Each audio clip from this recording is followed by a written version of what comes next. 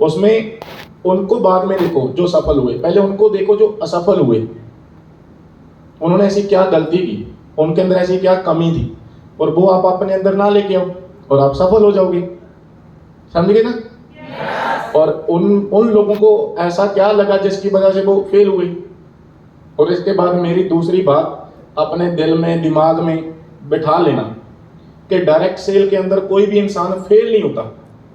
जो मैंने पहले भी पता नहीं कितनी बार बोल दिया, कुछ बातें ऐसी होंगी जिनको मैं रिपीट करूंगा, पहले भी आपको बताई होंगी। वो रिपीट करना क्यों जरूरी है? क्योंकि आपकी सफलता के अंदर उनका अहम रोल है। अहम समझते हो ना? और वो बार बार याद इसीलिए करवाई जाती है क्योंकि हम उन्हीं चीजों को मानते नहीं है। और मैंने कितनी बार बोला कि इंसान हमेशा ठोकर छोटे से पत्थर के साथ खाता है, पहाड़ के साथ नहीं। और वो छोटी छोटी चीजों को आप इग्नोर करते हो, उनको आप वैल्यू नहीं देते, जिसकी वजह से आपका काम लेट चलता है और कईयों का बहुत लेट चलता है। और जो उनको अहम रोल दे देता है उनका पहले चलना स्टार्ट हो जाता है।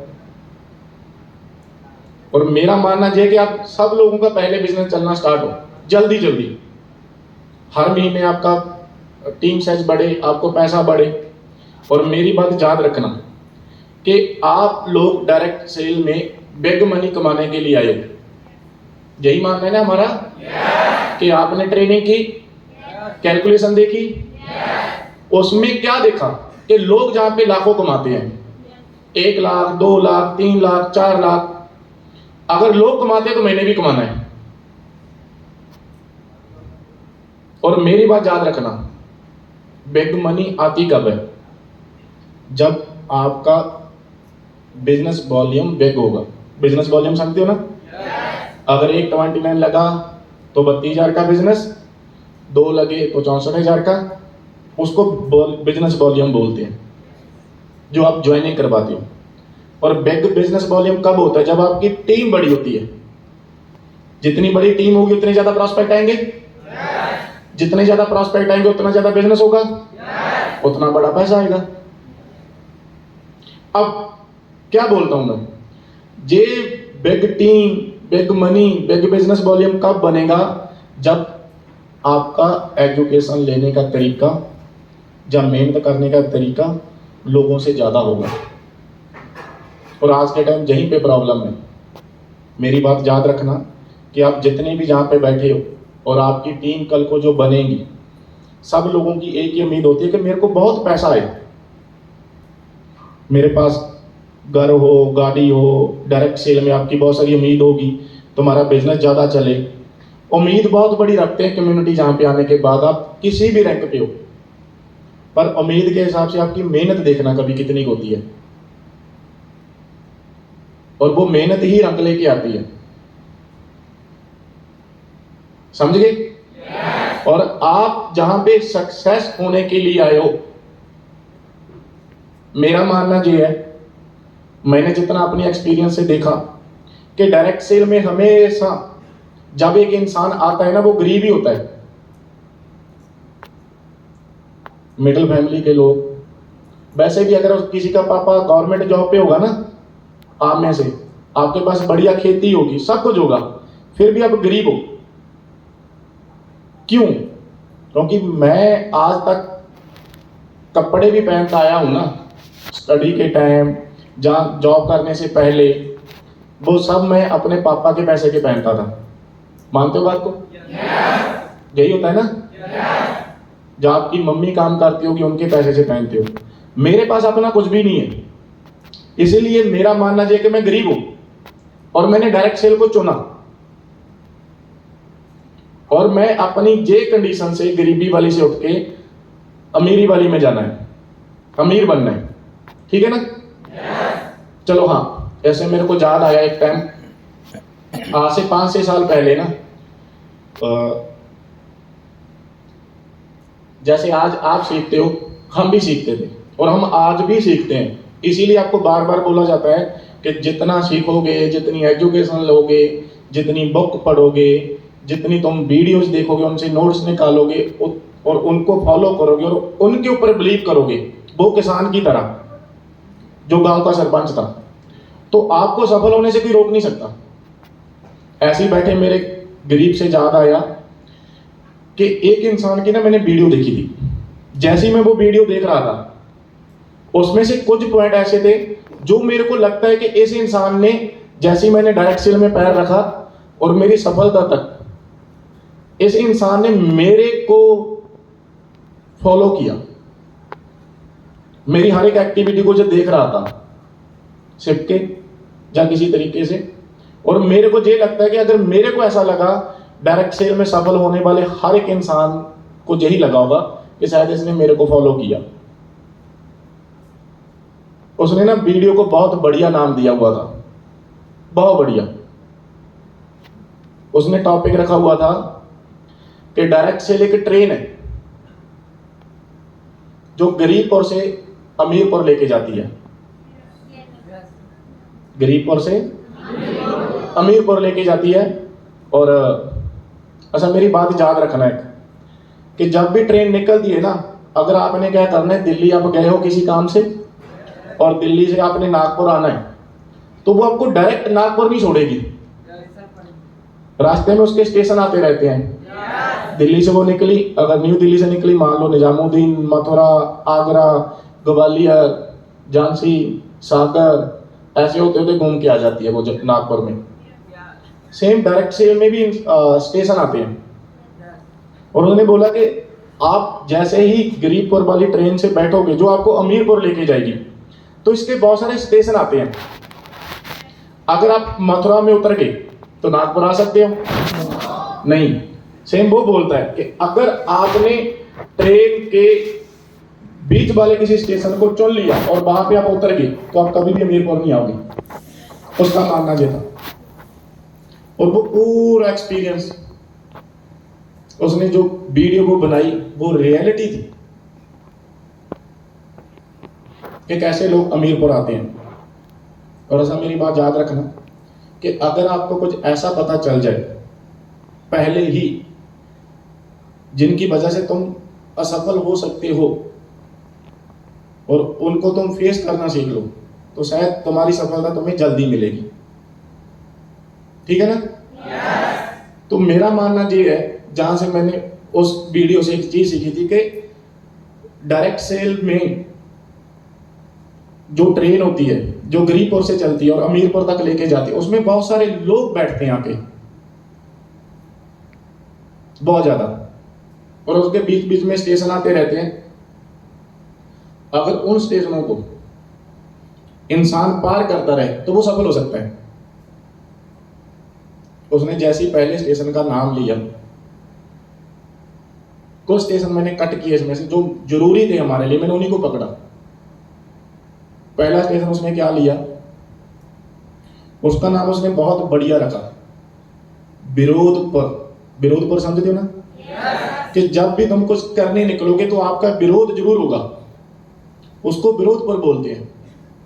बोला कि जैसे तुम ट्रेन में बैठोगे थोड़ी सी दूरी पे पहला स्टेशन आएगा जिसको वो बोलते हैं विरोधपुर। बोला 100 लोग बैठे ट्रेन में और पहले स्टेशन पे कम से कम 5 से 7 लोग उतर जाते हैं। किसकी वजह से? एक विरोध की वजह से, जो उनको बिठा देते हैं। अच्छा देखना विरोध कैसे होता है, मैं बताता हूं। आपके साथ भी हुआ, आप स्टेशन से बैठे गरीबपुर से, आप अमीरपुर वाली ट्रेन पकड़ी, आपका विरोध हुआ ज्वाइनिंग करने के टाइम, हुआ ना? आपके घर वालों ने बोला होगा आप आज जहां पे 20 रैंक से ज्वाइन किया, 29 से किया, 38 से किया, पर जैसे ही तुमने 4 दिन की ट्रेनिंग की, ट्रेनिंग के बाद आपने घर वालों को कॉल किया कि मम्मी मेरे को काम बहुत बढ़िया लगा, पापा काम बहुत बढ़िया है, पर मैंने जहाँ पे ज्वाइनिंग करनी है मेरे को 8,500 दे दो, 46,000 दे दो, जहाँ जो आप 38 का अमाउंट लेते हो वो दे दो। कॉल किया आपने घर में, क्या आपके पहले गोल पे आपको पैसा मिल गया था? नहीं मिला ना? इसी को विरोध बोलते हैं। और याद रखना, ये विरोध स्टार्टिंग में भी होता है, कईयों के साथ मिड में होता है, कईयों के साथ बिल्कुल सफलता के पास वो पहुंचने वाला होता है, उस टाइम भी हो सकता है। कैसे बताऊंगा। विरोधपुर में जब ये बोला ना तो मेरे को उस टाइम मेरा पास्ट याद आया फास्ट चार्ज आने का मेन कारण क्या था? क्योंकि जैसे आप लोग डायरेक्ट सेल में आए, सेम आप भी डायरेक्ट सेल में वैसे ही आए थे। आज डायरेक्ट सेल करते करते 10-11 साल हो गए, और हम लोगों ने सोचा नहीं था कि हम जहां से उठेंगे और जहां पे आ जाएंगे। हमारी सोच भी सेम आपके जैसी थी, आपकी आज भी सोच है वैसी। अगर काम नहीं चला, कहीं मैं गलत तो नहीं फंस गया, बंदा ज्वाइन करने के बाद भी ऐसा सोचता है। अगर मेरा नेटवर्क खत्म हो गया, चलो मैंने डायरेक्ट बिजनेस पार्टनर कंप्लीट कर लिए, नीचे वाले से ना हुए, रिश्तेदार दोस्त खत्म हो गए, कल को लोग कहां से आएंगे, मेरे पे कौन बिलीव करेगा? आते ऐसे दिमाग में क्वेश्चन। अगर जे हमारे आए थे ना, तुम्हारे भी आते होंगे कहीं ना कहीं पे, हर एक के नहीं, किसी किसी के आते होंगे, पर आते जरूर है। और अब मैं छोटी सी जहां पे एग्जांपल देता हूं, आप कितने लोग बैठे हो? 600, 700, 800, 900 लोग बैठे हो ना। आप में से कोई मेरी मौसी का लड़का, बुआ का लड़का, मामा का लड़का, कोई मेरा भाई, क्लोज दोस्त, पर आपको पता है ना सब मेरी टीम में आते हो। मानते हो इस बात को? तो वो कैसे आए वो बताता हूं कि 2014 में जब डायरेक्ट सेल में पैर रखा, 2014 में जब डायरेक्ट सेल में पैर रखा, ट्रेनिंग देखी, डायरेक्ट सेल की ट्रेनिंग लगाई। जैसे आप जोश में थे, मैं भी जोश में था। और हुआ क्या? जोश में पूरे, बिजनेस बढ़िया लगा, तो मैंने भी आपके जैसे घर वालों से पैसे मांगे थे।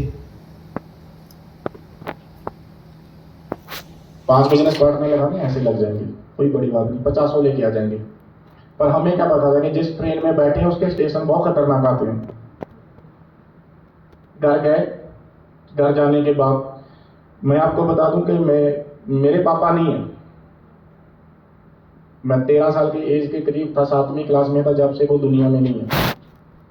घर में बड़ा मैं हूं, मेरे से बड़ी दीदी थी। आपको पता है कि उस टाइम में, आज से 10-12 साल पहले, लड़कियों को बाहर काम करने जाने ही नहीं दिया जाता था। बहन को कभी बाहर नहीं जाने दिया। उसके बाद मम्मी कोई काम नहीं करती थी, और फिर आ गया मैं। मजबूरी की वजह से मैंने स्टार्टिंग में बहुत काम किया, 7वीं क्लास में भी, 8वीं में भी, स्टडी के साथ साथ। जैसी डायरेक्ट सेल को चुनने आया, तो आप ट्रेनिंग के लिए जो पैसे लेके आते हो, शायद आपके पापा के पास होंगे, आपको मिल गए, आपकी मम्मी के पास होंगे, उन्होंने दे दिए। कई होंगे तो मम्मी पापा इतने बढ़िया होते हैं, वो बेचारे साथ में एक्स्ट्रा पैसे देते हैं, बेटा कोई प्रॉब्लम नहीं आनी चाहिए, खाना बढ़िया नहीं होगा बाहर से खा लेना, होता है ना ऐसा? तो सेम था। मैं आया और मैं ट्रेनिंग वाले पैसे भी उधार लेके आया था, ब्याज पे। जब डायरेक्ट सेल को मैं आया, उधार लेके आया ब्याज के ऊपर। मेरे को नहीं पता था कि ये चीज आगे होगी। मैंने क्या किया, मैंने तो ये था कि ट्रेनिंग होगी, काम मिल जाएगा, 18-20 हजार महीने का कमाऊंगा, जिंदगी के मजे लेंगे। और 18-20 हजार वाली सोच थी हमारी। ट्रेनिंग लगाई। पहले तो ट्रेनिंग में भी आपको पता है कि हम कैसे बैठते हैं, नए नए डाउट बनते हैं दिमाग में, नए नए, और हमारे हर एक डाउट को क्लियर किया जाता था। ट्रेनिंग कंप्लीट हुई, और ट्रेनिंग के बाद, और जैसे आज के टाइम तो गूगल पे चलता है, फोन पे चलता है, तो हमारे टाइम से इतना नहीं था। मेरे को तो उस टाइम है ही नहीं था, क्योंकि हमारे पास स्मार्टफोन नहीं था। हमें तो पता ही नहीं कि उस टाइम था या नहीं था। अगर है भी था तो आपको पता है कि स्टार्टिंग में इन चीजों के ऊपर बंदा कोई विश्वास ही नहीं करता। अब हुआ क्या कि पास हुए, घर गए, मम्मी को बोला जाके, मम्मी तेरे को बधाई हो। बोली क्या हुआ? मैंने बोला पास हो गया। बोली किस में? मैंने बोला इंटरव्यू में। बोली फिर? मैंने बोला काम मिल गया। बोली फिर घर क्या करने आया? मैंने बोला मम्मी सुन पहले पूरी बात। बोली क्या? मैंने बोला अगर वहां पे काम करना है ना इंटरव्यू के बाद, तो एक बार वर्दी खरीदनी पड़ती है और कुछ पैसों का कपड़ा खरीदना पड़ेगा। वो मेरी मर्जी है, मैं खरीदूं या ना खरीदूं, एक्सपीरियंस के लिए। अगर वो खरीद लिया, मैं एक्सपीरियंस बनाऊंगा, मैं जल्दी सफल हो जाऊंगा। बोली ठीक है बेटा, बता कितने चाहिए। मम्मी को तो ये लगा था 2000 मांगेगा, 4000 मांगेगा। मैंने बोला 53,000। बोले ऐसा? मैंने बोला हाँ। मैंने मम्मी को तो 53,000 बताया था, मम्मी तो अंगूठा साफ है, मैं आपको बता रहा हूँ जी। और मम्मी को जब ये बताया, मम्मी बोली तू पागल हो गया? मैंने बोला क्यों? बोली 50,000 लगाएगा। मैंने बोला हाँ। तेरे को लगता है घर में पड़े हैं? बोला नहीं। बोला मम्मी किसी ना किसी जुगाड़ लगा के पैसे दे, बस एक बार पता कर, पैसे मांग किसी से। बोली बेटा तेरे को पता है कि तेरे बाप ने तो मेरे को आज तक नहीं किसी से मांगने दिए, और अब भी तुम मेरे को कभी बाहर नहीं जाने दिया, और तुम खुद बोलते कि रिश्तेदार में जाके आगे जाके हाथ नहीं फैलाने, मम्मी हम ओवर टाइम लगाएंगे जैसे भी करें, तूने किसी से पैसे नहीं मांग ले, हम एक टाइम खाना खा लेंगे। मैंने बोला मम्मी मजबूरी है। और मम्मी को ये लगता था कि बेटा जाए ना, उसको ये लगता था कि मैं 20 साल का हूं, पैसे फंसा के आ जाऊंगा, और 50,000 उतारेंगे कैसे, कर्जा पहले सिर पे बहुत था। अब हुआ क्या कि बैठ गए। मैंने मम्मी को बोला, समझाया बिठा के, बोले ठीक है अगर तेरे को लगता है तू कर सकता है, तू पैसे खुद मांग, चला जा। मैंने वही किया। मैंने सबसे पहले की कॉल दीदी को, मैंने बताया भी कई लोगों को। दीदी ने बोला ठीक है मैं बात करती हूँ तेरे जीजू से, और तेरे को पैसे मिल जाएंगे। और उन्होंने बात की। आज उन्होंने मेरे को 22,000 देने के लिए हाँ बोल दी, और मैं रेडी हो गया। जब हौसला होता है ना। और मेरी दूसरी ऑप्शन थी मेरा मामा जी। मामा जी को मैंने बोला कि मामा जी कहाँ पे हो? बोला बेटा आज ही घर पे है, वो ट्रक ड्राइवर है। मैंने बोला ठीक है, आपकी हेल्प चाहिए। बोला क्या होगा? मैंने बोला मेरे को काम मिल गया चंडीगढ़ के अंदर, 10,000 चाहिए। मेरे को पता था इकट्ठे नहीं मिलेंगे, इतना दिमाग में फिट हो गया था। बोला ठीक है कितने चाहिए? मैंने बोला 10,000। क्या करने? मैंने बोला एक वर्दी खरीदूंगा, और उसके जूते लगते हैं एक, और एक कैप लगेगी, इनका लगा के कुछ हो जाता है, कुछ मैं अपने पास रखूंगा। बोला ठीक है कोई बात नहीं, घर आना ले जाना। और मेरे घर में ना साइकिल भी नहीं होती थी, जबकि ये मैं बात कर रहा हूँ। साइकिल थी पापा की, पर वो बेच दी थी हमने। तो हुआ क्या कि दोस्त को कॉल किया, मेरा दोस्त है संदीप, और उसी की मम्मी से मैं ब्याज के पैसे लेके आया था ट्रेनिंग के टाइम। उसको मैंने कॉल किया, संदीप भाई ऐसे करना, तेरी बाइक लेके आना, तेल डलवा लेंगे, हमने जाके आना है। बोला कहाँ? मैंने बोला नाना जी के घर। बोला ठीक है। वो आया, तेल डलवाया, शाम को गए मामा जी के घर में। मामा जी बैठे पैग लगा रहे। उसको ना दारू पीने की आदत बहुत है मेरे मामा को, ऊपर से है ट्रक ड्राइवर। तो वो बैठा मेरे जाते टाइम, वो पैग लगा रहा, और साथ में मेरी मौसी का लड़का बैठा। और मेरा मामा हमारा दोस्त है। दोस्त कैसे मैं बताता हूँ, क्योंकि वो 7 बहनों के बाद हुआ, और मेरी मम्मी सबसे बड़ी। मेरी मम्मी वगैरह मौसी वगैरह लगा के 7 बहनें, उसके बाद वो आता है। और एक मेरी मौसी का लड़का मेरे से बड़ा है, आज वो बेचारा इस दुनिया में नहीं है। उसने ना बीटेक की हुई थी। पहले मेरे रिश्तेदारियों में, जिनके हमारे जो चाचा ताए होते हैं ना सब, उनमें सबसे ज्यादा पढ़ा लिखा वो होता था। तो वो कैसे था, मेरे वो चाचा जी का भी लड़का था, मौसी का लड़का भी था। क्यों? क्योंकि मेरी दो मम्मी और मेरी मौसी एक ही घर में शादी हुई थी। तो वो वहां पे बैठा उनके साथ, मामा जी के साथ। वो उसका हेल्पर था, उसको काम नहीं मिला था, वो ट्रक में जाता था। वो बैठे दोनों पैग लगा रहे। मैं वहां पे गया, मामा जी सलाम दुआ की। मैंने बोला मामा अपना काम हो जाएगा? बोला हाँ। बोल तो दिया। इतने में ना, आपको पता है ना, कोई साथ वाला बैठा, वो क्वेश्चन जरूर करता है। बोला मामा जी क्या हुआ? इसको बोला कुछ नहीं, काम मिल गया, कपड़ा खरीदना है इसने, एक बार वर्दी वगैरह, इसको चंडीगढ़ काम मिला। तो पहला क्वेश्चन उसने यही किया कि चंडीगढ़ कैसे गया? मैंने बोला दोस्त ने बुलाया। क्या काम है? मैंने बोला कपड़े का काम। कैसे मिला? मैंने बोला ऐसे करके ट्रेनिंग हुई, ऐसे करके काम करना है। बोला सा? मैंने बोला हाँ। बोला ऐसी कंपनी में मत जा। मैंने बोला क्यों? बोला कंपनियां फ्रॉड होती हैं। मैंने बोला तेरे को कैसे पता चला? उसने मेरे को बोला कौन सी कंपनी में गया? मैंने बोला ऐसे नाम बताया। बोला उसमें तो बिल्कुल ही मत जा। मैंने बोला ठीक है। बोला फिर? उसने मेरे को ट्रेनिंग के 10 के 10 सिस्टमों के नाम बता दिए। क्योंकि वो मेरे से पहले ही डायरेक्ट सेल में ट्रेनिंग करके आ चुका था। मैंने बोला तुमने ट्रेनिंग की? बोला हाँ। मैंने बोला फिर काम तो इतना बढ़िया तुमने क्यों नहीं किया? बोला कंपनी फ्रॉड होती है। मैंने बोला ठीक है भाई, मैं बैठ गया।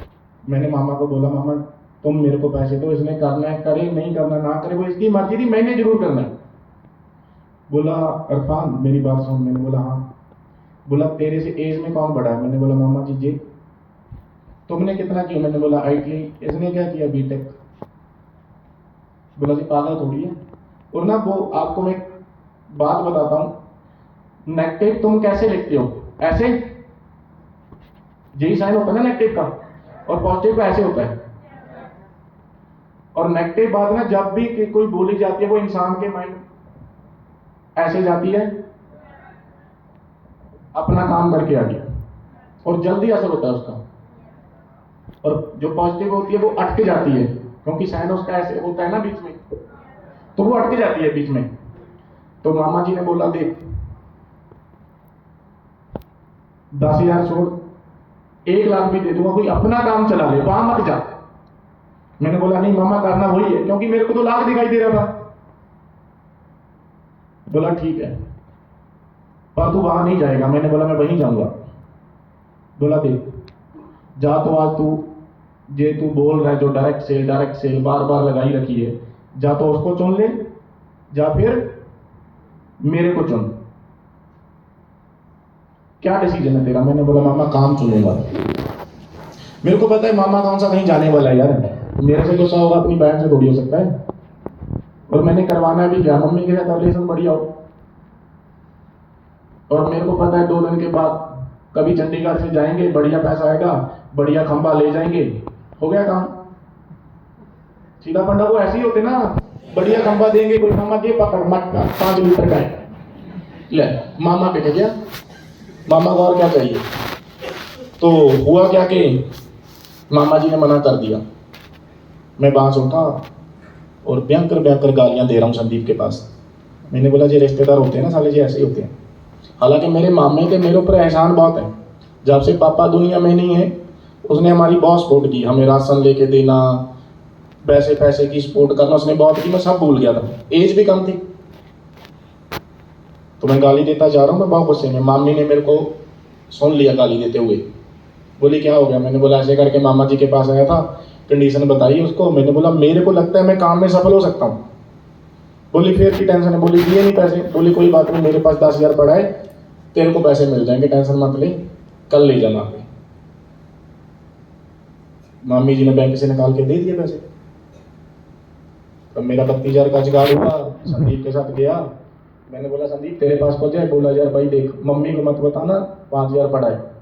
मैंने बोला बहुत है। ऐसे करके मैंने रातों रात पैसा अरेंज किया और मैं बहुत खुश। मैं घर आया, मेरे से पहले घर में संदीप का डैडी बैठा। बोला इरफान कहाँ पे? मैंने बोला चंडीगढ़ गया हुआ था। बोला क्या करने? ग्राउंड में नहीं आता। मैंने बोला काम मिल गया चाचा। बोला बढ़िया है, पर याद रखना बेटा कंपनियां फ्रॉड होती हैं। अब मैंने बोला यार मेरी तो इससे बात ही नहीं हुई, इसको कैसे पता चल गया मैं कोई काम करने जा रहा हूँ ऐसे? और फिर पता चला कि मम्मी ने उसको बुलाया था। और मम्मी ने भी क्यों बुलाया? क्योंकि मेरे घर आने से पहले मेरे पड़ोसियों के, क्योंकि मम्मी घर पे फोन नहीं था उस टाइम, पड़ोसियों के घर पे कॉल आ गई थी और मेरे मामा जी ने कॉल पे बात की थी कि कंपनी फ्रॉड है, तेरा बेटा पैसों के लालच में फंस जाएगा वहां पे। फिर मैंने बैठ के समझाया मम्मी को भी, नहीं फंसूंगा, मैं करके दिखाऊंगा। बोली देख जा मुंह लटका के मत आना, अगर कंपनी गलत हुई जा तू फेल हो गया, घर मत आना, उधर से उधर कहीं निकल जाना। गांव की मम्मी ऐसी होती है, आज की भला ऐसी ना हो तो हमारे टाइम की ऐसी थी। तो मैंने बोला ठीक है भाई चलेगा। सुबह बैग पैक किया, बस पकड़ी, चंडीगढ़ 120 किलोमीटर की दूरी पे है। और मेरे पास ना फोन भी नहीं होता था उस टाइम, स्मार्ट कीपैड वाला था। और उसकी मेरे को आज भी बहुत याद आती है क्योंकि उसने भी हमें बहुत सिखाया। और उस पर कीपैड भी नहीं होती थी, कीपैड उसकी टूटी हुई थी। मैंने उसको माचिस की तीली के साथ बहुत टाइम चलाया, माचिस की तीली से।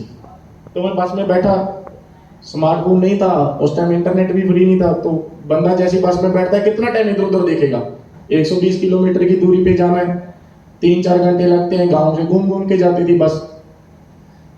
आधे पौने घंटे में ना मेरे दिमाग में आना स्टार्ट हो गया, सच में कंपनी दौड़ के क्या करेंगे, पैसा फंस गया फिर क्या करेंगे।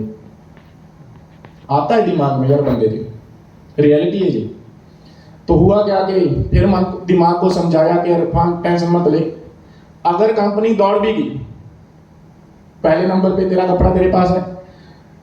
आज तुम दिन में 9,500 महीने का कमाता था, 8 घंटे जॉब करता था, तू ओवर टाइम लगाना 4 घंटे, 4-5 महीने में पैसा कवर हो जाएगा। पर अगर आज नहीं गया शायद तेरे दिमाग में बाद में पछतावा रहेगा। क्योंकि देखो आज हम डायरेक्ट सेल कर रहे हैं, आप इसको नहीं चुनते, जब आप कल को चले गए जहां से, आने वाले टाइम में डायरेक्ट सेल का दौर है जी, आपको क्लियर है। कोई ना कोई आपके गांव से आके बन गया, आपकी रिश्तेदारी से बन गया, तो फिर बाद में क्या होता है, काश जे किया होता, शायद मैं भी बना होता। तो हुआ क्या कि चला ये चीज, समझाया अपने आप को, पहुंच गए वहां पे भाई जहां पहुंचना था, पहुंचे, काम स्टार्ट। शाम को मैंने पैसे जमा करवा दिए, ऑफलाइन होते थे, दोस्त ने करवा दिए पैसे जमा। रात को सोने के टाइम फिर नेक्टेड, सुबह उठा, दोस्त को बोला कि भाई पैसे वापस करवा दे यार, मेरी दादी बहुत बीमार है। और मेरे से ना एक गलती हो गई थी, मैंने ट्रेनिंग में अपने दोस्त को सब बता दिया था, मेरी दादी के साथ बनती नहीं है, क्योंकि उसने हमें सपोर्ट नहीं की। मैं अभी की बात बताता हूँ, 23, 24, 25 तारीख जो निकली घर से, अभी मैं आपको कितनी बार बोलता हूँ कि मैं सब धर्म का इज्जत करता हूँ। मेरे गांव में ना अभी पाठ चलते हैं गुरुद्वारा साहिब में, अगले महीने बाकी आने वाले 23, 24, 25 दिन मैंने पाठ रखवाया हुआ था वहाँ पे, 23, 24, 25 का मैं इधर था। और गांव के सभी लोग वहाँ पे आते हैं, 3 दिन चलता है वो, लास्ट दिन उसका भोग पड़ता है और उसके बाद लंगर चलता है। मेरी मम्मी ने दादी जी को बोला, चाचा जी को, दादी जी को, सबको। और जैसे आज पाठ होने वाला है ना, मम्मी बोल के भी सभी लोगों ने आना है गुरुद्वारा साहिब। उससे 1 हफ्ता पहले मैंने कुरान शरीफ पढ़ा है घर पे, उस टाइम भी नहीं, चलो मम्मी को बोल दे दादी बीमार है चलेगा। पर इस बार भी क्या हुआ, मेरे को मम्मी कॉल करके बताती कि कल तेरी दादी को बोल के आई और वो आज बस पकड़ी और अपने वो गांव चली गई। मेरी दादी को आज भी हमारी सक्सेस हाजिर नहीं आती, और ये रियलिटी है। तो मैंने बोला कोई बात नहीं मम्मी, छोड़। बोली अगली बार मत बोलना कि उसको बोल के आ, क्योंकि मैं हर बार बोलता हूँ, एक बार इज्जत देना अपना काम है। तो ये मैं बताना भूल गया था, तो फिर उसने समझाया मेरे को, सब चीजें हुई, उसको पता पहले था, वो समझ गया था। फिर मैं बैठा, काम करना स्टार्ट किया, बहुत आगे गया। विरोध स्टार्टिंग में बहुत होता है, आप लोगों का हुआ, आगे भी होगा, बहुत ज्यादा होगा, छोटा नहीं, बहुत विरोध होगा आपका आगे जाते जाते जाते जाते, देखना तो। और वो विरोध ना कहीं किसी के माइंड में अगर बैठ गया, और कुछ लोग वहीं पे उतर जाते हैं पहले स्टेशन पे, एक विरोध की वजह से। और वो विरोध करता कौन है, जिनको डायरेक्ट सेल की पहली ए भी नहीं पता होता, जेड तो बहुत दूर की बात है। जो बोलते हैं हम सब जानते हैं क्या होता है, ऐसा पता कुछ भी नहीं होता। और आपको जितने लोगों ने एडवाइस दी, आपका विरोध किया स्टार्टिंग के टाइम, क्या उनमें से किसी ने डायरेक्ट सेल की हुई थी? नहीं की हुई थी। उन्होंने अकेला सुना होता है लोगों से, और लोग उनकी बातों में आके एक इतने बढ़िया काम को ठुकरा देते हैं और वो फेल हो जाते हैं, फिर बैठ जाते हैं। आपके साथ वाले कितने आए थे ट्रेनिंग में, और जो गए ना वो काम करना चाहते थे अप्रूवल के बाद, और उनका विरोध हुआ और वो बैठ गए। और ये याद रखना, विरोध अकेला ज्वाइनिंग के टाइम नहीं होता, आगे भी होगा। लड़कियों का खासकर होता है, तेरे को 2 महीने दिए, घर आ जाना, शादी करनी है तेरी, जे हो गया वो हो गया, आपके आगे भी विरोध चलेंगे। मेरा हुआ ना, मैं अच्छा खासा पैसा कमा रहा था स्टार्टिंग से लेके। सर्दियों के टाइम घर गया, घर में ना पता क्या होता था कि साग बनता है। पंजाब में बहुत क्रेज है साग का। साग समझते हो ना, मक्की की रोटी के साथ साग बनता है, सरसों का साग। तो ना वो हमारे पंजाब में बाहर चूल्हा लगा होता है, उसके ऊपर बनाते हैं। वो बन रहा, मैं रात को बस उतरा, मैं घर गया, शाम को मम्मी साग बना रही। मैंने बोला, ठंड थी, मैं बैठ के पास में जाके बोली, और कैसा है, बढ़िया? मैंने बोला हाँ। बोली बेटा की बात बोलूं? मैंने बोला हाँ मम्मी बोल। बोली जी तुमने देखा? मैंने बोला क्या? बोली लकड़ी। मैंने बोला बोली कैसी लगती है? मैंने बोला है सूखी सी है, इस दीवार पकड़ी। बोली बेटा तू इससे भी क्या गुजरा है आज के टाइम शरीर से? क्योंकि जब बंदा डायरेक्ट सेल में आता है ना, उसका स्ट्रगल बहुत होता है स्टार्टिंग में। खाना टाइम पे ना मिलना, पैदल 4-4 किलोमीटर चलते रहना, कभी रूम पे, अभी रूम पे आए, ग्रुप में मैसेज आ गया इतने बजे मीटिंग है भाई, दोबारा आ जाओ, फिर बैठ के चलना स्टार्ट हो जाता है। तो कई बंदे ना इसी से अक जाते हैं। इधर कभी बुला लिया, कभी फिर भेज दिया, कभी इस ऑफिस में अभी एंट्री की, दूसरे ऑफिस में बुला लिया। तो कुछ लोग इन्हीं से अक जाते थे। उसकी वजह से क्या होता था कि हम भी स्ट्रगल के टाइम पैदल चलते थे, जैसे आए थे वैसे 1-2 महीने बाद नहीं रहे। किसी की 32 कमर होती है तो 30 ही रह जाती है महीने 2 महीने बाद। हुआ ना ऐसा?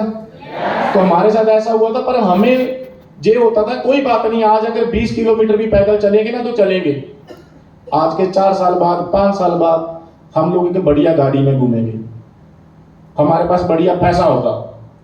पर आज के लोग क्या करते हैं कि जैसे उनको 2-4 बार पैदल जाना पड़ जाए ना, किसी ने उसको ये बोल दिया, जैसे मम्मी ने मेरे को बोला कि बेटा अगर मेरे को लगता है कि तेरे को वहां पे टाइम पे खाना नहीं मिलता, गोली मार पैसे को, मेरे को नहीं ज्यादा पैसा चाहिए, तू घर आ जा, जहां पे कोई काम कर, पैसा कौन सा साथ जाएगा। मैंने फिर मम्मी को समझाया। मम्मी ने पैसा कमाने के बाद भी विरोध किया, लोगों ने विरोध किया, पर उतरे नहीं। आज तुम्हारे सामने है। और जे स्टेशन जब उसने बोला ना, तो ये बिल्कुल उन लोगों के ऊपर लग रहा था जो आज के टाइम डायरेक्ट सेल में सफल है, कि उनका विरोध होते ही होता है और आगे भी होता रहेगा। तो मेरा मानना ये है कि आप लोगों का डिसीजन खुद का हो। आज आपका विरोध होगा, कल होगा। कई बार लोग करते हैं, कई बार पुलिस वाले करते हैं। पुलिस वाले ये नहीं कि कंपनी गलत है या डायरेक्ट सेल गलत है। इसके लिए काम में से किसी का पापा पुलिस वाला होगा, गुस्सा मत करना, पर उनको ये ज्यादा आदत होती है। मेरी मौसी पुलिस में है, मौसा जी पुलिस में, मेरे को एक्सपीरियंस है इनका। हुआ हमारे साथ जबलपुर में, जब हम स्टार्टिंग में आए, हमें तो सीधा बोला जाता था कि काम करना है ना तो पैसा दे।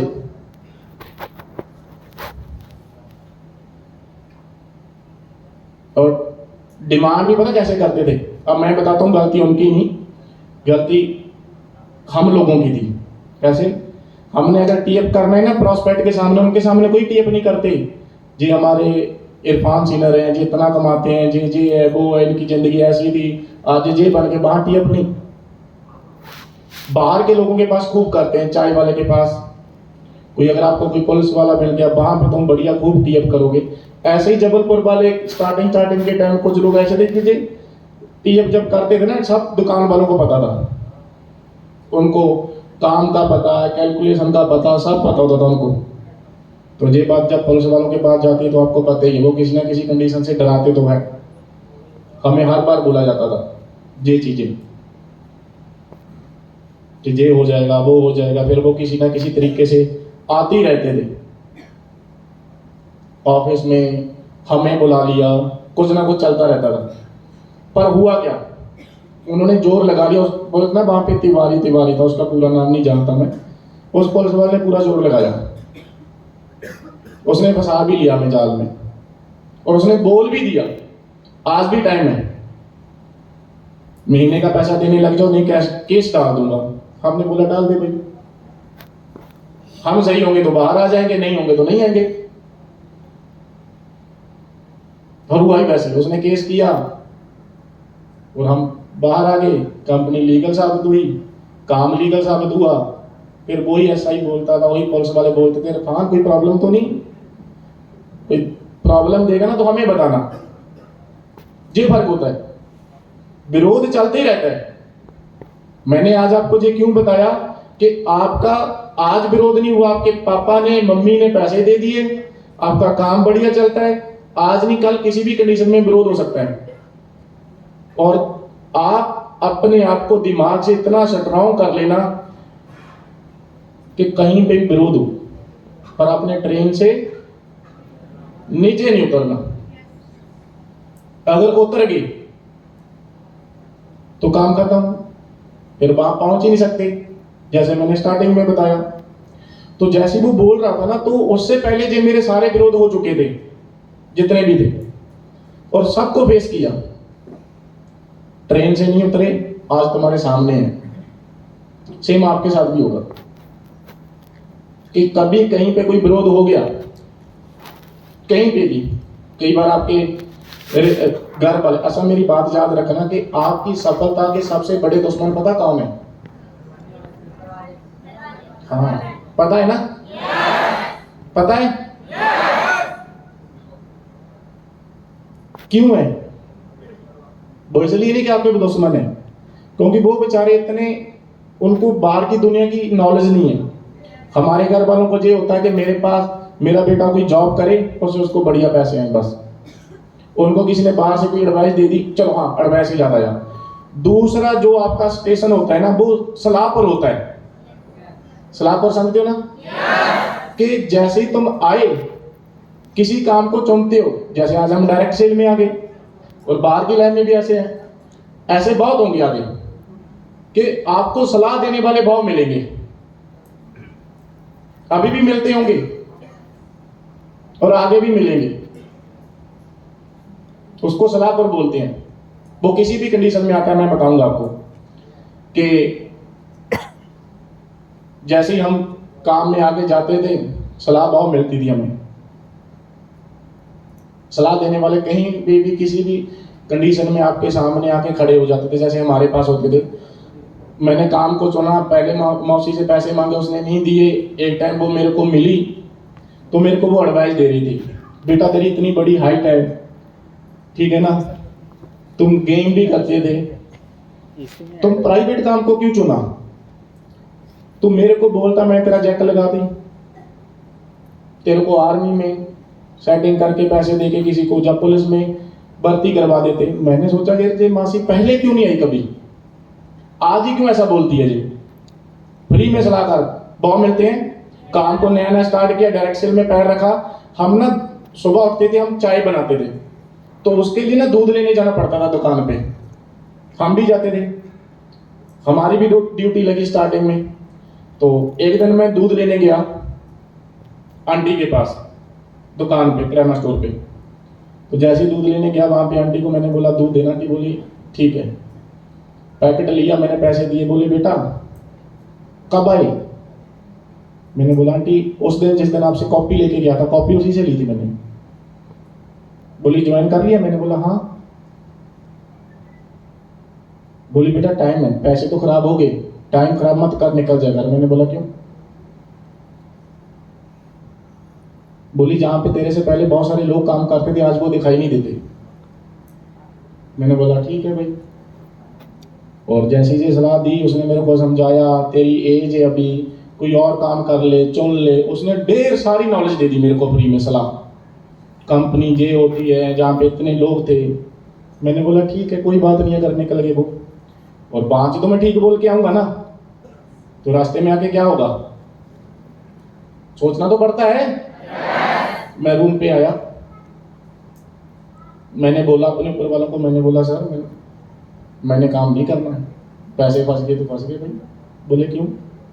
मैंने बोला ऐसे काम है। फिर उसने मेरे को फिर बैठ के समझाया कि उस आंटी को दूध किराना बेचना आता है, उसको नहीं पता जहां पे क्या हो रहा है। लेसा अब मैं आपको एक बात बताता हूँ। आज से कुछ टाइम पहले, 3-4 महीने पहले, आपने ना जहाँ पे मार्क्यू सीनियर देखे होंगे, आशीष सीनियर, राम भरोसे, वो दौड़ गए ना कंपनी से, दौड़ गए वो। पता है आपको ये चीज का? नहीं पता? नहीं दौड़े। वो रायपुर उन्होंने ट्रेनिंग सेंटर अपना नया खोला है। और होता क्या था कि वहां पे भी सेम, जब भीड़ ज्यादा हो जाती थी ट्रेनिंग सेंटर मार्केट अपना अलग ले जाता था। और उस आंटी को हर बार लगता था कि पहले जो 200 नए लोग आते थे दूध लेने जहां पे, वो आज गायब हो गए। और मैं तो उतर गया था ना उसके बहकावे में आके, समझ गए? और ये सलाह देने वाले आपको भाव मिलेंगे, और आपके साथ ये किसी भी कंडीशन में होता है, आगे भी होगा। हमारे साथ तो बहुत हुआ स्टार्टिंग में, आगे चलते गए। हम लोग ना ग्रुप में बैठते, हम टीम को इनविटेशन सिखाते, और साथ में हम भी बैठ के करते कि ऐसे इनविटेशन करनी है, एक्सपीरियंस बनाना है। और मैं 4-5 लोग मेरे सामने बैठ के इनविटेशन के लिए बैठे, और मैं भी उसके साथ बैठ के करवा रहा इनविटेशन। और मैंने बोला रुको तुम, मैं इनविटेशन पहले करता हूं, बताता हूं बात कैसे करनी है, सुन लेना बस। मैं आगे बैठा उनके, मैं इनविटेशन सिखा रहा हूं। मैंने कॉल किया, नंबर निकाल के, वो गवर्नमेंट किसी ना किसी पेज से, तुम फेसबुक से नंबर निकाल लेते हो ना, जब किसी जगह से अननोन लोगों की, हमने वैसे ही निकाले नंबर। मैंने पहले बंदे को कॉल किया, मैंने बोला हेलो सर, आपका नाम ये है? बोला हाँ, आपने काम के लिए अपना नंबर डाला हुआ था, तो आपको काम मिल सकता है। बोला ठीक है सर, बताओ क्या काम है। मैंने उसको पूरा डिटेल में बताया, ये काम है, इतने दिन ट्रेनिंग लगेगी, पर ट्रेनिंग तब लगाने आओगे अगर आपका रिज्यूम सेलेक्ट होगा। सारा कुछ बताने के बाद मेरे को पता क्या बोला? बोला भाई आपने अपना नाम क्या बताया? मैंने बोला अरफान। बोला भाई तेरी इनविटेशन बहुत खतरनाक है। मैंने बोला साला इसको कैसे पता चल गया? वो मेरे से पहले ट्रेनिंग करके गया था। जहां तो वो सलाहपुर में फंस गया, जहां विरोधपुर में, कहीं ना कहीं से वो स्टेशन में उतरा जरूर होगा। मैंने बोला ठीक है। जब मैंने उसको पहले पता किया, बोला मैंने भी ट्रेनिंग की है और मैंने ज्वाइन भी किया। मैंने बोला फिर? बोला मैं चला गया था 15 दिन के बाद, मेरे को पता चल गया था ऐसी कंपनियों में कुछ भी नहीं रहता। मैंने बोला ठीक है भाई, कहाँ से ज्वाइन किया था? बोला 21 के पैसे लगाए थे, 53,000 लगाया। 20 दिन के बाद वो गायब हो गया बिजनेस से। 20 दिन में कौन सफल होता है बताओ मेरे को? कोई भी नहीं। क्योंकि मैं गारंटी देता हूं कि उसका कहीं ना कहीं उसको किसी ने सलाह दी, जैसे मेरी मौसी मेरे को दे रही थी कि बेटा गवर्नमेंट जॉब होती है। जॉब को मैं बुरा नहीं बोलता, क्योंकि अगर जॉब ना होती शायद हमारे जो पुराने लोग जो जॉब करके जिन्होंने हमें स्टडी करवाई, पाला पोसा, अपने छोटे छोटे सपने पूरे किए, शायद वो ना होते। पर इतना याद रखना कि जॉब से आई चलाई चलती है, और ये रियलिटी है। क्योंकि हर एक बंदे की सैलरी लाखों में तो होती नहीं। तो हुआ क्या कि चला, हम भी बैठे, उसकी बात सुनी, और मैं क्या बताऊं अपने आगे वालों को कि उसने मेरे को क्या एडवाइस दी। अब इसमें गलती किसकी थी? उस इंसान की थी, क्योंकि उसको सलाह देने वाला मिला और वो स्टेशन पे उतर गया। और आपको भी ये मिलते रहेंगे, गारंटी है चीज की। चलो मैं इससे ना एक स्टोरी सुनाता हूं आपको। एक गांव में एक बुढ़ा इंसान रहता था, तो वो उसकी एज कम से कम 60-70 साल से ऊपर हो गई थी। तो उसने ना स्टार्टिंग के टाइम, जब वो जवानी में था, यानी कि उसकी एज 20 साल, 21 साल, 22 साल, 30 साल, 45 साल, इस एज में था ना, वो बहुत कांडी था। पूरे पाप करने, दारू पीनी, लोगों का पैसा मारना, उसका ये रूल था। पर उसको किसी ने, जैसे वो बड़ी एज में गया, वो अपना ना पछतावा करना स्टार्ट कर दिया कि यार मैंने लोगों के साथ बहुत धक्का किया, आज मेरे को पछतावा होता है, पर मैं नर्क में नहीं जाना। नर्क समझते हो ना? बोला मैंने नर्क में नहीं जाना, मेरे कोई उपाय बता। तो उसने बोला कि यार देख, हमारे हिंदू धर्म में एक ही चीज है कि गौ दान सबसे बड़ा दान।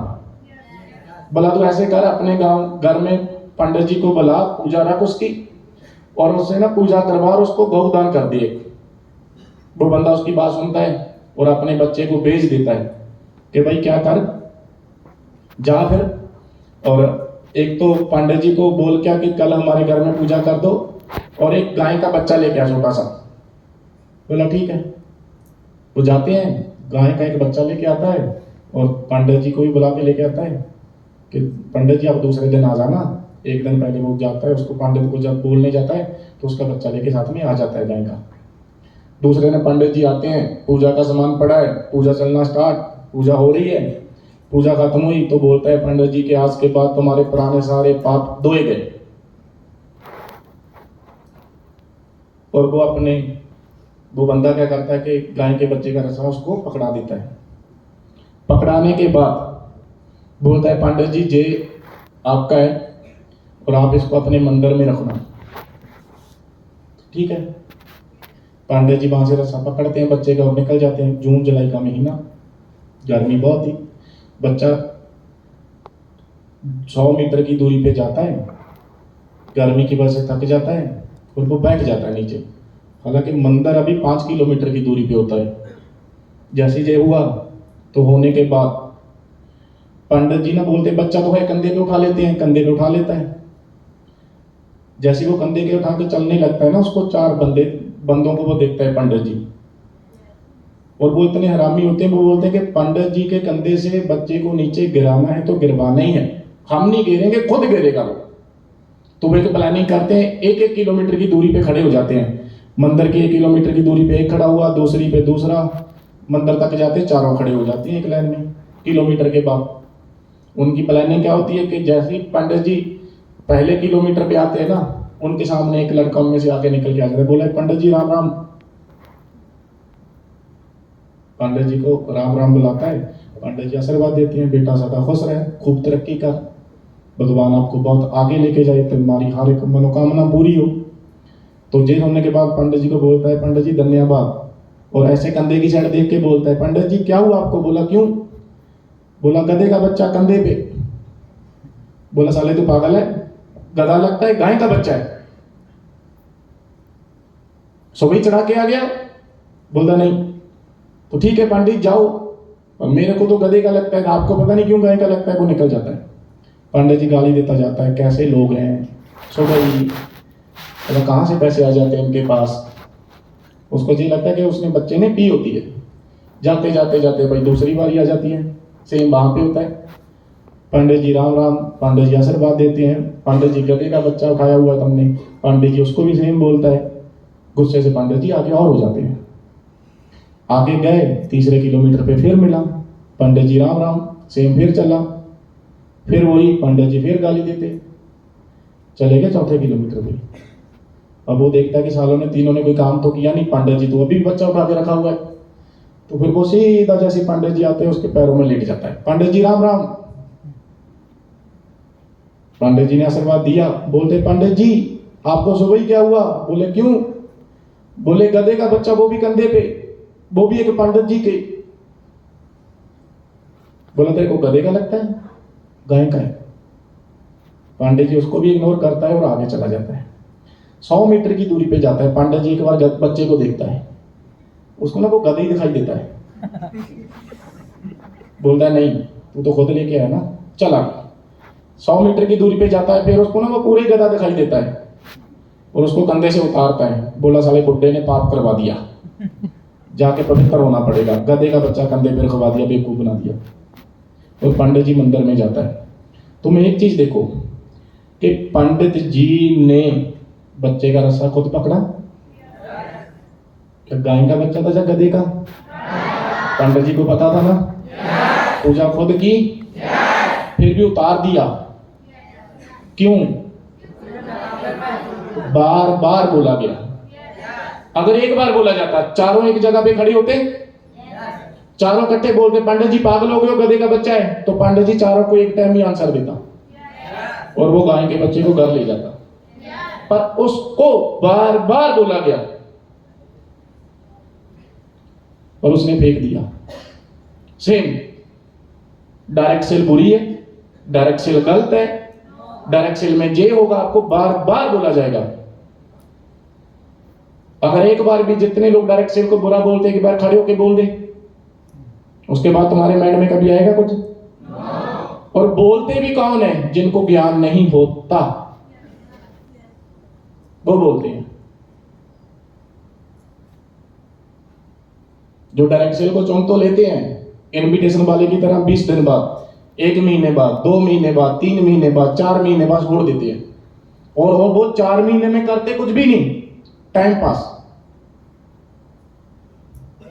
और वो निकल जाते हैं। फिर हमें सलाह बहुत मिली, ऐसी सलाह इतनी मिली कि कई बार वो रूम में, कई बार वो कोई ऑफिस के लड़के, बहुत सारी एडवाइस मिली ऐसी सलाह। अगर मान लेते तो आज, मैंने फिर बोला कि जो आज हम हैं जे ना होते, जो घर में चीजें बनी हुई हैं, जो पैसा है, जो फेस वैल्यू बनी, जो सब कुछ आज ना होता वो पास में। और लोगों का काम बोलना है, लोगों का काम विरोध करना है, लोगों का काम सलाह देना है, और वो आपको देते रहेंगे सलाह जी। अगर मान ली ना बात तो शायद हो गया काम। मैंने बताया था एक बार आपको, याद करो, कई लोगों को।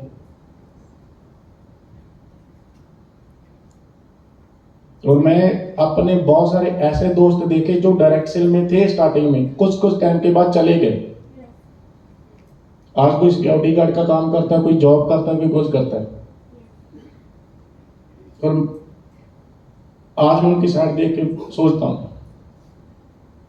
कि शायद हम भी डायरेक्ट सेल को ना चुनते, आज ये ना होते, जो है हम भी उनके जैसे होते। तो जी, तो मेन काम क्या है, मैं आपको क्या बताना चाहता हूं कि इंसान ने अगर सफल होना है ना, उसको मेंटली स्ट्रांग होना बहुत जरूरी है, जो कि आज के टाइम पे लोग नहीं है।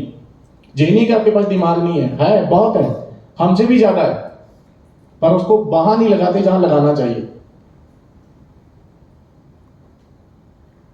और जल्दी ना सक्सेस होने का, काम में आगे बढ़ने का यही कारण है आपका।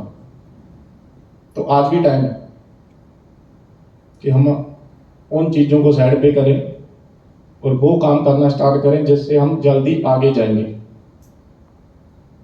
लोगों की सलाह मत मानो, तुम्हारे रूममेट भी सलाह देंगे आपको, हमारा कौन सा भी पार्टनर चलता है, चल आज रहने देते हैं ऑफिस जाने को, होता है ऐसा ना। तो यही चीजें मरवाती हैं बंदे को। 5 तो बिजनेस पार्टनर चाहिए यार, 5 ही चाहिए। आपको कितनी बार आपके सीनियर ने इनविटेशन सिखा दी, कितनी बार सिखा दी? देखो, जितने आपके मार्क्यू सीनियर है ना, सबने एक बार जरूर सिखाई होगी। जितने आपके सीनियर है पुराने सारे, सबने, मैंने सिखाया खुद, पता नहीं, मेरी तो गिनती नहीं हुई कितनी बार आपको इनविटेशन की क्लास की पुराने लोगों को। जासर सीनियर ने, वरुण सीनियर ने, दिनेश सीनियर ने, बाकी सभी मार्क्यूज ने आपको एक बार जरूर क्लास दी हुई है। इतना सीखने के बाद भी कई लोगों का काम क्यों नहीं आगे जाता? क्योंकि वो करते नहीं। जो लोग विरोध करते हैं उनको पता नहीं है, मैं आपको ही बोलता हूं। और मैं आपको ये भी बताता हूं कि 5 बिजनेस पार्टनर लगाने हैं, तुम ठान लो। अगर ठान लिया, तुम्हारे अगले महीने कंप्लीट होंगे पार्टनर, मैं गारंटी देता हूं इस चीज की। पर तुम करते नहीं। मैं हर बार क्वेश्चन करता हूं कि आप में से कौन ऐसा इंसान है कि जिसने जब से ज्वाइन किया तो उसने दिन में 20 इनविटेशन डेली की हो, कि आज तुमने ज्वाइन किया, दिन की टारगेट बनाया कि 20 इनविटेशन करनी है। कौन है आप में से ऐसा? एक भी बंदे का हाथ खड़ा नहीं है।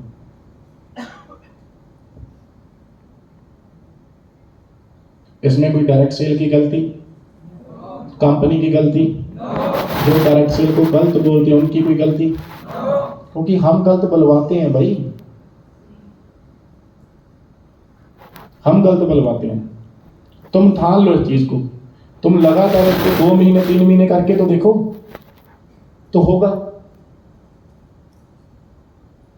जरूर होगा। पर हमने करना नहीं। पहले तो सलाह विरोध पर लोगों को फेस किया, विरोधियों को, उसके बाद सलाह वाले लोगों को फेस किया, अपने आप स्ट्रांग बने। तुम बैठे हो, जब तुम आगे भी बैठे रहोगे सलाह के बाद, पर अगर काम नहीं करोगे फिर भी काम नहीं होगा जो तुम्हें करना है। क्योंकि उसके अगला स्टेशन ये आता है जिसको बोलते हैं बैपर, डर। डर कैसे बनता है कि लोगों ने विरोध किया, लोगों की बातें आई, लोग आपको सलाह देते रहते हैं, ऊपर से सलाह के बाद तुम्हारा दिमाग उधर को चलना स्टार्ट हो जाता है, फिर आप उस तरीके से काम नहीं करते जिस तरीके से आपको करना चाहिए। फिर आप पता मेहनत कैसे करते हो, बताता हूं। इन्विटेशन करके देख लेता हूं, आ गई तो भी ठीक है, नहीं आई तो भी ठीक है। होता है ना ऐसा? आता है दिमाग में? तो फिर वो आती ही नहीं। कोई भी काम को डर के साथ करोगे ना, जब पहले ही सोच लोगे आ गई तो भी ठीक है, नहीं आई तो भी ठीक है, फिर वो आएगी भी नहीं। जो ऐसे नहीं करते वो देख लो, वो पैसा कमा के बैठते हैं आप में से।